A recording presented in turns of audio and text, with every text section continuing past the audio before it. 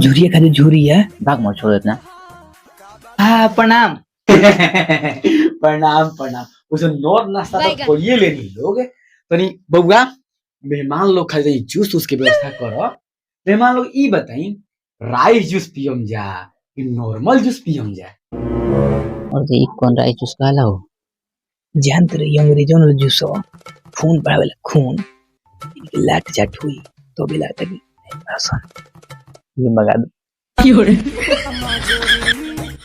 ऐसे तो मैंने हमने के राइस जूस पी लेगा बुआ हाँ लेकिन राइस जूस मंगा दी क्या करो आदत हो हमने के पिए बबुआ इन चल जा किचनमा में मम्मी राइस जूस निकल ले हुई मेहमान लोग खातिर 2 गिलास लेते आवा।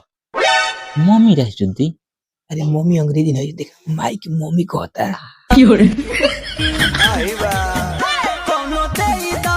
ले बबुआ लावा रख ले लो मेहमान लोग उठाई।